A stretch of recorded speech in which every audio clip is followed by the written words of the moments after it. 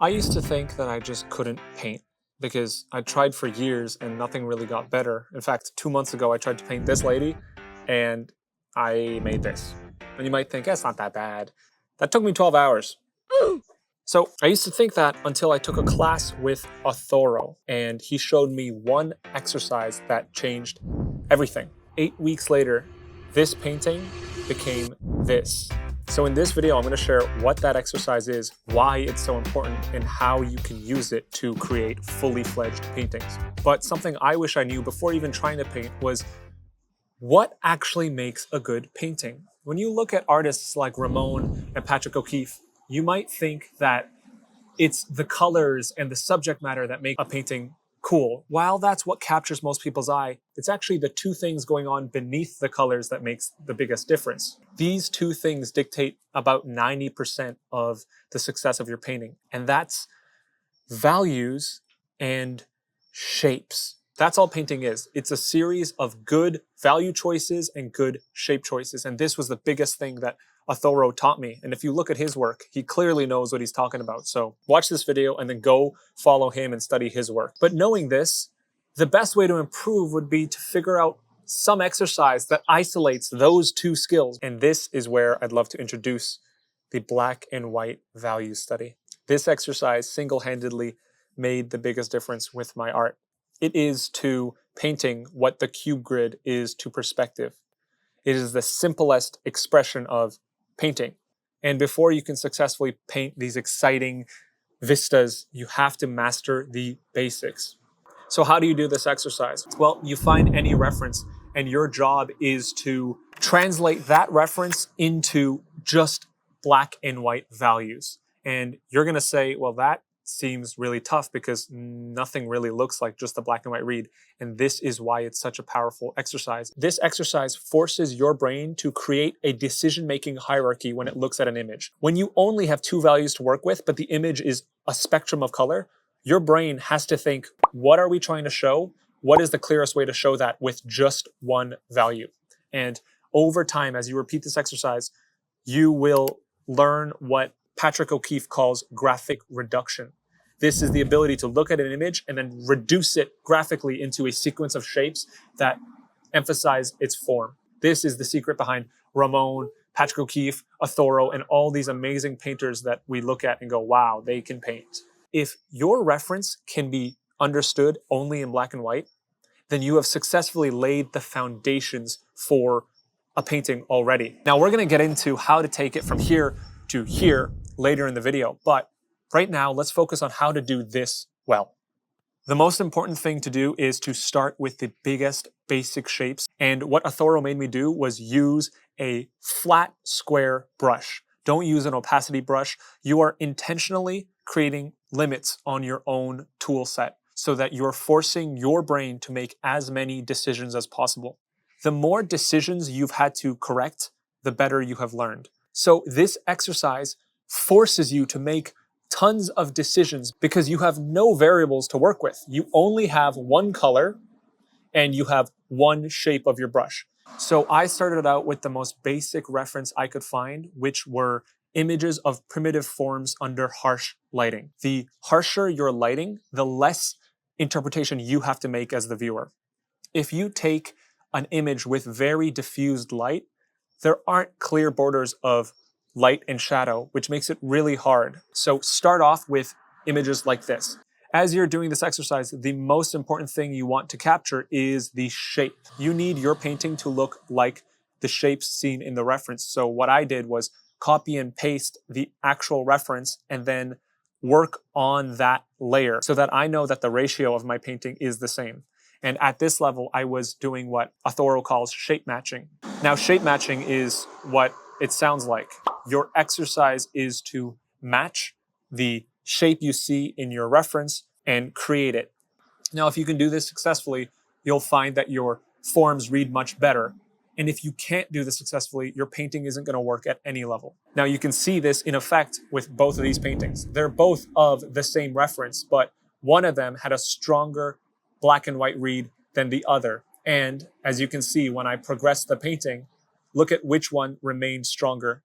Now, there's issues with both of them. They aren't perfect matches. But the aim of this exercise is one to repeat hundreds of times throughout my 5 weeks with Authoro. I did probably 50 plus of these studies.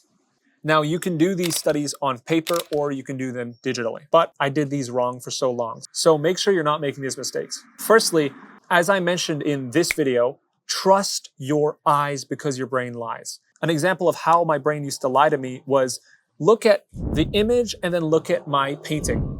Notice how the values aren't the same because what I'm trying to do is separate the person from the background, so I would make them a darker or lighter value. I wasn't following the value scale I saw here. I was purely trying to create layers in my head, and that is not the way to approach this exercise.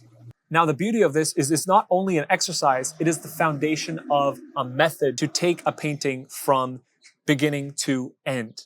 Authoro taught me that I can take my 2-value study and then add a 3rd value to it, and then add a 4th value to it, and then smooth out the 4 values to create a fully fledged painting. Now, I repeated this a number of times, and that is when I truly learned how to take an image from this to this.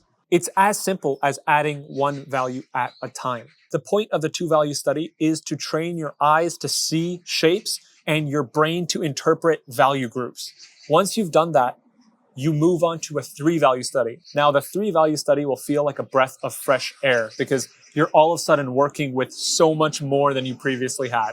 It will feel like Rock Lee dropping weights in that Gara fight. These magpies are having a full-on turf war. The same thought process goes with the 3 values. You just have another value to work with. So make sure to design your shapes and make sure to be very decisive on where the 3 value groups are. Now, sometimes your references aren't very clear and it can be really hard, for example, for a softly lit reference to find the value groups. And what I like to do is use the posterize feature on Photoshop. And you can adjust the levels to emphasize the shadows or highlights more. Now, if you don't have Photoshop or Procreate, it's okay. Proco has a website where you can adjust these images for yourself, and I've linked it down below. So throughout my 5 weeks, I did this 2-value, 3-value, and 4-value pass with Authoro, and it really honed my ability to make these visual decisions that made the form pop. And I want to show you this process in action with this painting. And as it plays, I want to talk about some general ideas that have really helped me with my painting. The first is that you have to get the shape down before you can get the form down. You'll see as I start this painting, I'm spending the majority of my time in the black and white phase. It does not matter if you can carve out forms if it's on the wrong foundations, and the black and white value pass is your foundation. At this stage, please make sure to have the proportions and the silhouette down pat. The second is that value matters so much more than color. You're going to see later that my coloring skills increased purely as a result of my value skills. You might already know this if you've watched these videos of artists painting in color, but their monitor is grayscale. Even when they show the color, it's random colors, but the painting still reads because it's all about the values. Now, the final piece of advice that Authoro really hammered into me was that you have to start simple before you can go complex. So he recommends always starting with the largest brush possible. You'll find that you work way faster when you think this way as well. Sometimes I slow down in this painting because I start finagling the tiny details, and what I have to do is squint and zoom out. If you're having a hard time finding value groups, squint. You will find them so much easier. So throughout this painting, I spent about 50% of my time on the black and white value study, 30% of my time on the 3 and 4 value study, and then the last 20% is just carving out the little forms here and there. You can see that it's so much more important the early stages of the painting rather than the end.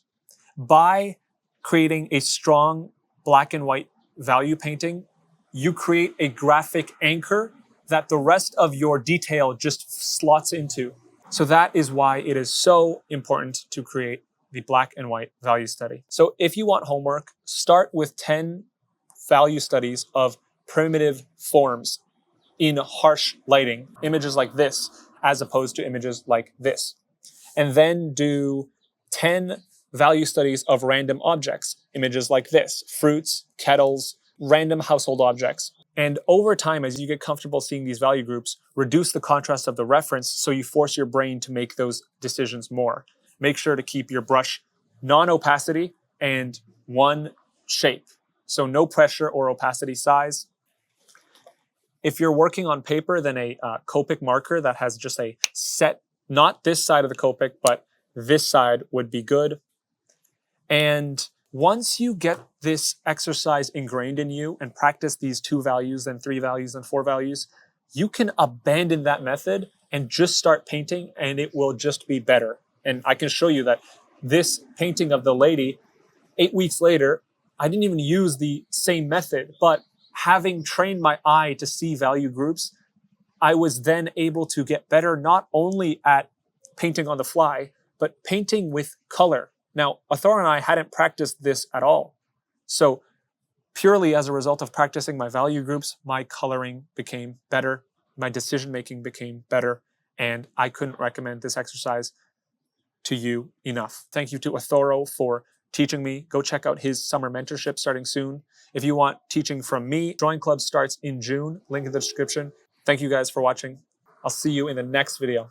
Bye guys.